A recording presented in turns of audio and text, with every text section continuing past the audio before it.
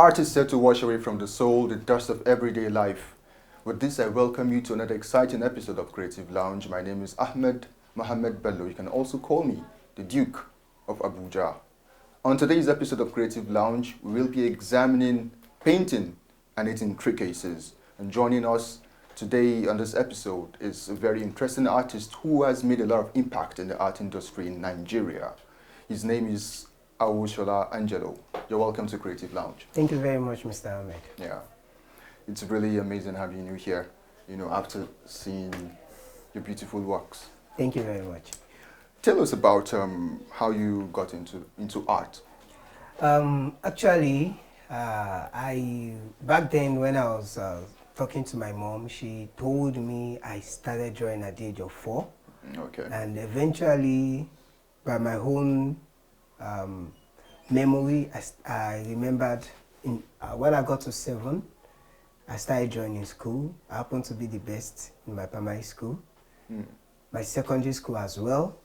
And but when I got to the university, I didn't study art, but I went to study political science. So I eventually became famous in school from the art. When I drew the lecturer, drew lecturers in my department, out of my department, the vice chancellor of the school. And as well, I represented the school in the Ondo State Youth Empowerment Summit. That was 2011, 2012. So I emerged 3rd position in the whole state. So my meeting with the governor got me the publicity in the school. So from there, I started doing something. So you've been a superstar for a long time. You didn't tell us what school did you attend? What university is that? Okay, I attended Adekunle Ajasin University, Ondo State. Ondo State, interesting. Yeah. So you don't have a formal training in art? Formal training, if you say formal training, maybe by way of academics or going to school. No, I didn't have any certificate in that.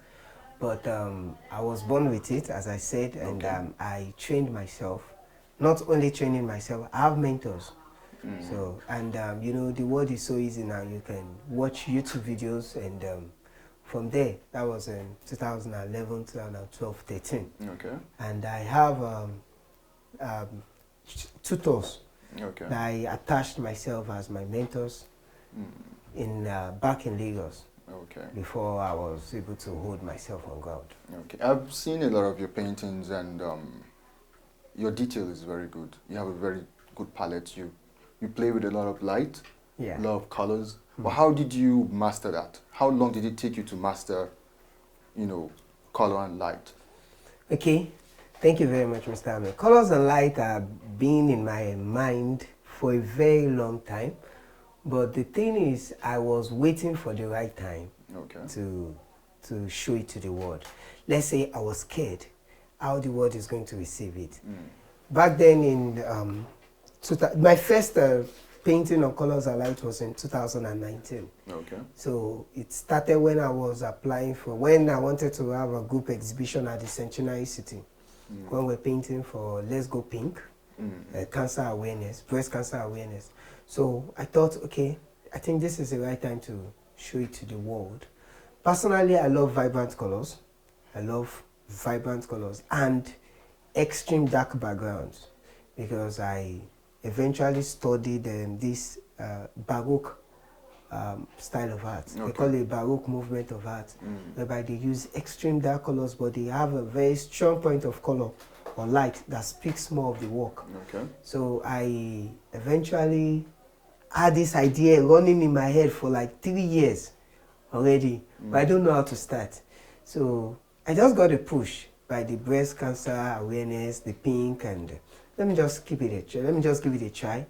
And when I did the first painting, I saw the reaction. I was like, wow. Actually, the first painting took me close to 3 weeks before I could paint, because I was scared. 3 weeks to, process the idea before No, painting? 3 weeks to paint it, because I've been having the idea on my head for over 3 years. I said I was scared of how to put it on the canvas. So 3 weeks going, it got to a month eventually before I was able to do the first one. And it was lovely. It was lovely. So I started adding, it was just two colors then, the red and I think the red and yellow. So eventually I added, okay, let me just think of the primary colors. The primary colors are the mothers of all, they are the mother of all colors. Yeah. So, and the dark background represents the Baroque form of art and the African setting, the Black Nation. The Black Nation. Everything we end into dark. But light still comes out of this same dark. There's no light without dark, and there's no darkness without light. So I try to mash them together and play with the light and dark, which we call chiaroscuro in art. So I was able to bring something out, and the reaction, it's so satisfying. So it reminds me of a saying that says, darkness teaches the beauty of light.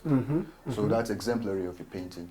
So I've noticed a pattern in most of your paintings. You know, you spoke about the darkness. Well, why do you use a lot of yellow, red, and blue? Blue is very dominant in your paintings. Yeah, as you can see, I'm putting on a blue shirt. Okay, yeah, I'm just noticing that. Blue is my favorite color because to me, it represents calmness, and you can hide under the shade of blue. Because it's a cool color, they don't know what you can do. If you mix other colors with blue, it gives you other things. Should you mix a red with it, it gives you purple. Mix white with it, a different shade of blue. Yellow, it gives you green. So it means that being blue, you could seem cool, but you can still be a disguise. Personally, that's just my own opinion. And when I use blue more on colors, it just gives this cool feeling for me because it's so calm and it is very close to dark. You get it? It is very close to that. It's just a little bit of mixture that will give you that dark background. And blue is so easy to blend into the background in my paintings. It gives me that opportunity to blend into that dark background, blend into the shades. But the reason why I use the red and the blue is because I want to have this specific palette that is a signature to my own self, just me.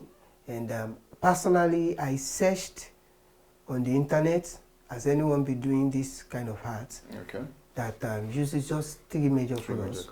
I have not seen myself. I've not seen. Maybe it's just the limit of my research. But personally, I've not seen. And aside the red, yellow, blue, I have this color that is not so seen often, the white. There's always white, and the white is always so minimal because it shows the extremity of the light. When the light is so strong on the character, it becomes white. Are you getting it? I'm getting you. Even if something is dark, like a black color, if the light is so strong on it, the beam of the light hits it hard, it gets to white, which means that no matter how something is, or the color it holds, if a pressure falls on it, it will definitely change. It gives room for change. So my palette is based on my interest on the three major colors. The mother of all colors. They give me what I want. They are forgiving, and they are just say the origin of other colors.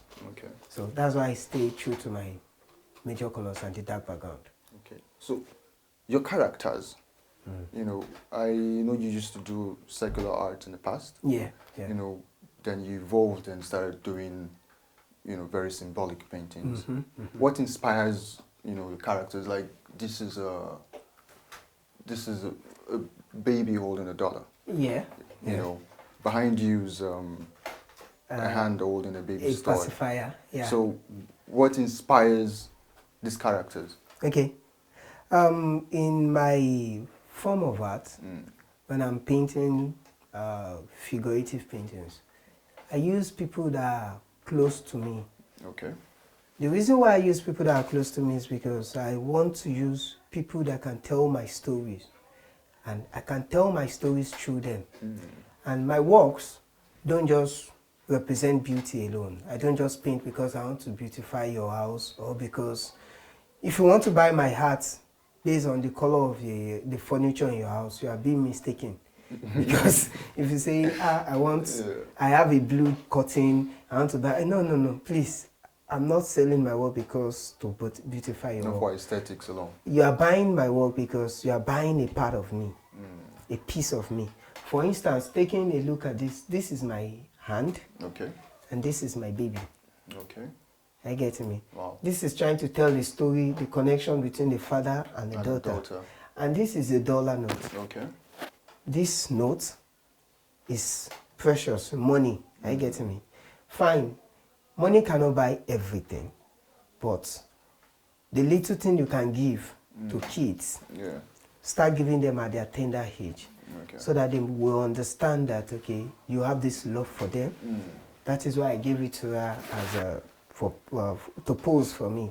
Okay. And this one behind, this is my wife's hand. Okay. She's holding a baby pacifier. Okay. This painting was bettered out of my, should I say, my new life into fatherhood, parenting. Because before I used to think that, why do people don't want to? Some people say they don't want to have children. Some will say they want to have children. And I was in between, why do people choose not to have children?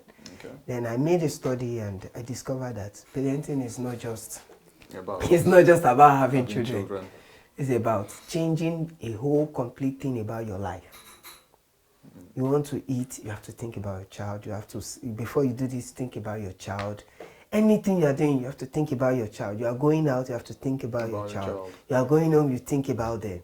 So when you have this pacifier, what does it do? It pacifies children, right? Now, this person is holding it. It's my wife's hand, but it's definitely representing a parent that is trying to pacify a child. Okay. Are you getting? Now, being pacified, when I title the work, is pacifier. Paciyfy. That's To pacify, F-I-E-R. That's to pacify someone. Now, I now titled it in bracket Pacify -HER. Okay. Pacify her. Okay. That is, make my baby be at peace. Okay. That's the responsibility of a parent. You have to pacify the baby. No matter what, you have to make the child comfortable before yourself. Interesting. A lot. So this is my wife's hand, my hand and my baby. The one behind here is my wife. Okay. And that other one is my nephew. Your nephew. Yeah. Every of my character, they are not far from me. They're not far from you. People within me, people I can tell my stories in their life. At least in one way or the other, I have an impact in your life. You have an impact in my life. Okay. Are you getting? I just don't download pictures and paint. So it's really interesting, hearing this from you, because you look at a painting sometimes, you don't know what the artist has in mind till you hear him talk about it. And I was wondering before, like, what do these characters symbolize? But hearing it from you now, I have a better knowledge of, of how you paint and why you paint your characters. Thank you. Something still amazes me. Okay. But we're going to go on a short break. When we return, we'll continue from where we stopped. Thank you very much, We'll be right Mr. back. Ahmed.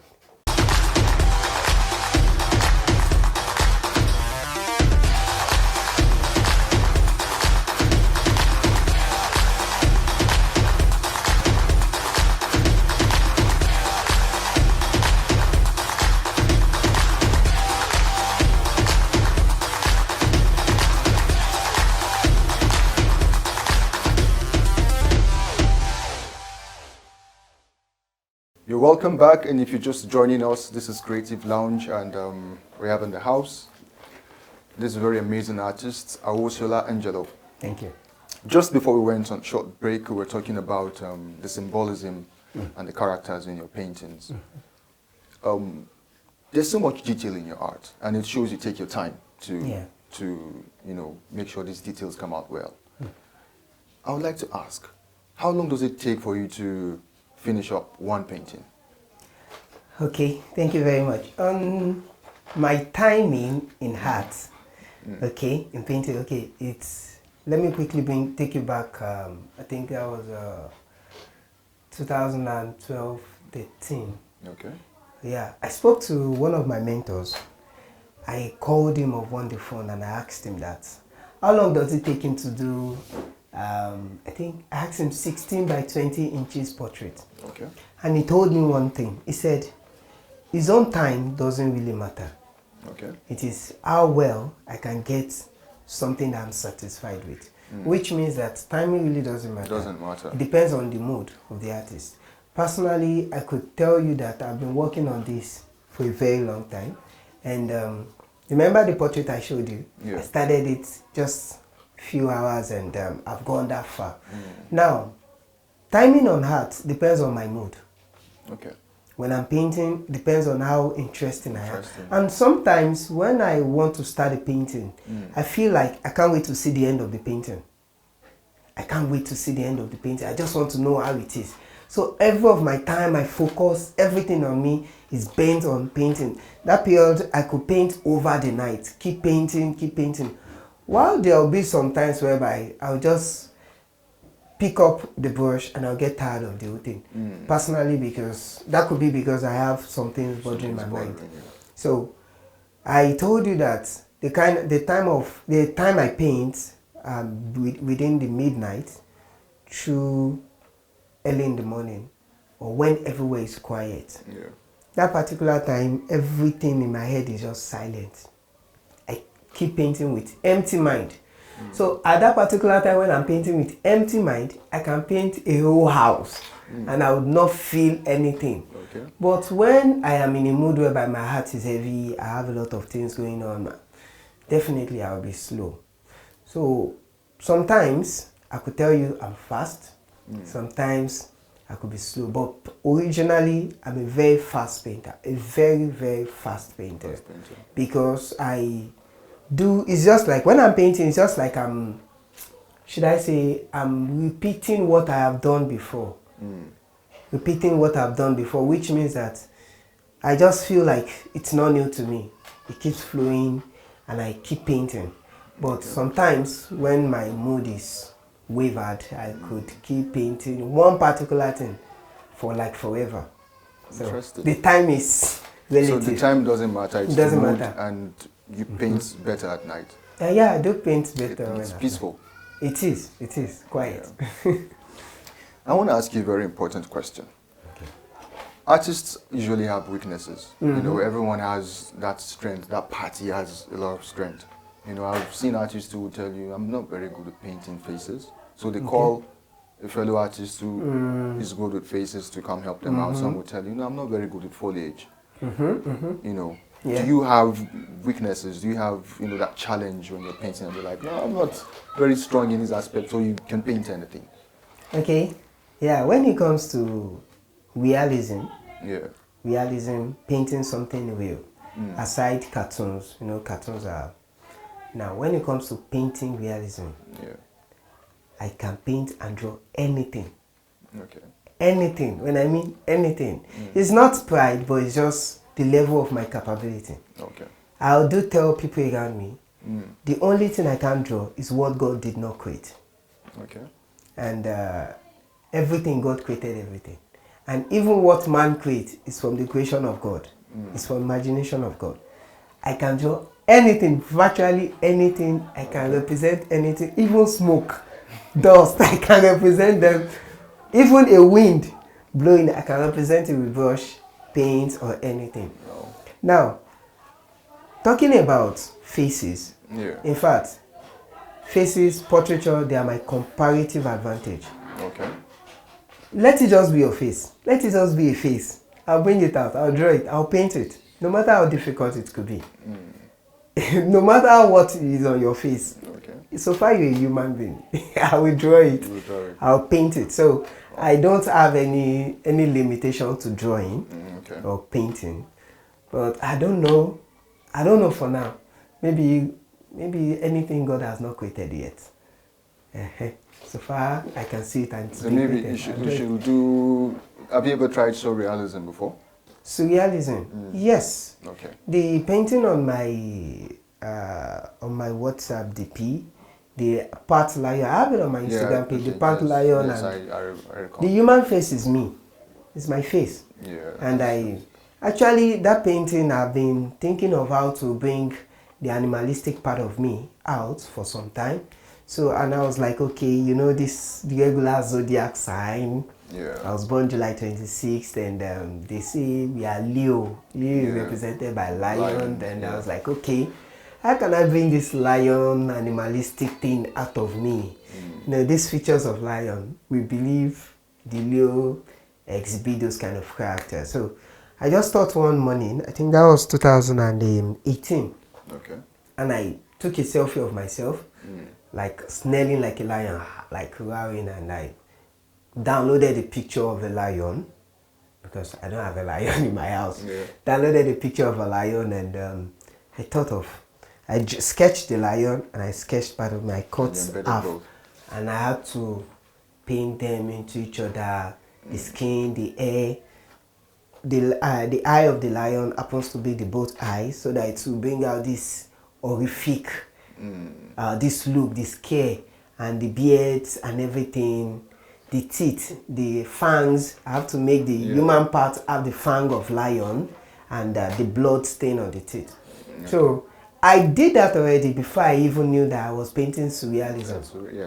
Because I really don't know much about surrealism. I was just trying to do something unique, something different.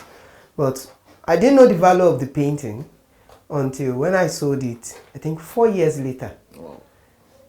You know, I sold it 4 years later. When I did the painting then, 2018, the value I placed on it was $50, no, $200. Okay. $200 in 2018 was about 50,000. So eventually in 2021, 2021 stroke early 2022, 2022, I sold it for about $200,000 naira. Wow.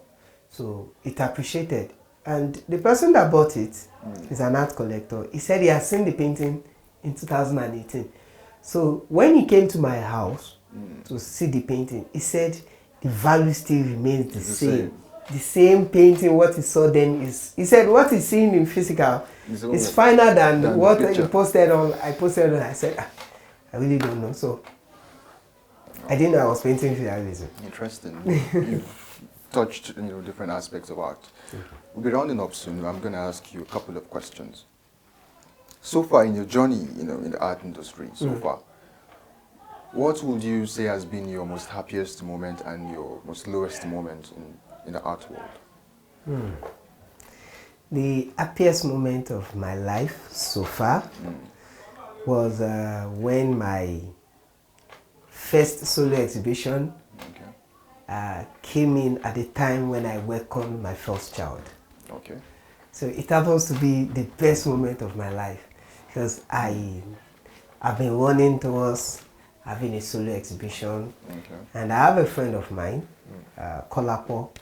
He told me, Angelo, keep working, keep working, keep working. Something may come up one day. And eventually, through his help and some other people, my representative, a Spanish ambassador in Nigeria, a Spanish expatriate in Nigeria, a white woman, my representative, she was the one that linked the exhibition and got me the solo exhibition for me. So it was the day of my exhibition, the opening of my exhibition. I think the second day was my child's christening. Wow. So if my wife had given birth a day before, I would have been welcoming the child that day and the day of my solo exhibition. So it was a double joy for me. That was my best time so far. And my lowest time, I think the lowest time is what is common with every artist. When we don't have money. When we are broke, I know, right? Well, brokenness is the key inspiration, though. The key inspiration, where color blue go turn red for your eye. You won't know what you are painting. I just pick up my brush. I'm like, nobody go buy this thing. I'm like, waiting at the do. I just drop. Every artist goes. Just drop the brush. So cost of materials are expensive. They're getting expensive. So it is a low time for us when we don't have the money to buy the materials. I can relate. You can just, it's usually said that don't paint for the money, but paint for the passion. Because if you paint for the money, you may never even want to paint again. That's true. but it's passion that drives you, I'm sure. Definitely, definitely. You won't believe in my last exhibition, my solo exhibition, I never sold a work. That last one, the last This one. solo exhibition that we're Thought talking Pyramid? about. No. I Which one? mean, this Nordic Hotel, my solo exhibition. Okay. I didn't sell a piece Wow. at the exhibition venue. But look at me today. I'm happy. I'm happy. It's the In fact, satisfaction that comes. I'm just happy. I'm just happy because eventually, I'm just happy because my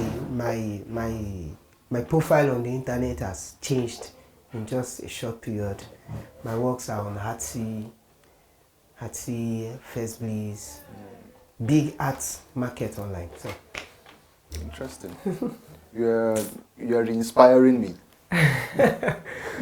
You know, just we're going to round up now. Say a quick one to people watching out there, people who want to be, artists. There are people who are down. A lot of people are going through things. Just say something to them. Okay, this is something for me. I wouldn't tell you to try to compete with someone else. But personally, I wake up every day to compete against myself. I want to be the best against myself. And what I do tell young coming artists that do talk to me that what has been the source of my success so far, all I just say is keep painting, keep drawing every day, because one day, you don't know what you will draw. One day, it's going to be your best day. So just keep drawing. Keep doing what you love doing. Before we round up the show, let's take a look at Angelo's studio. Hi everyone, my name is Aoshola Michelangelo, a 21st century photorealistic Baroque artist. Please join me, let me show you my studio.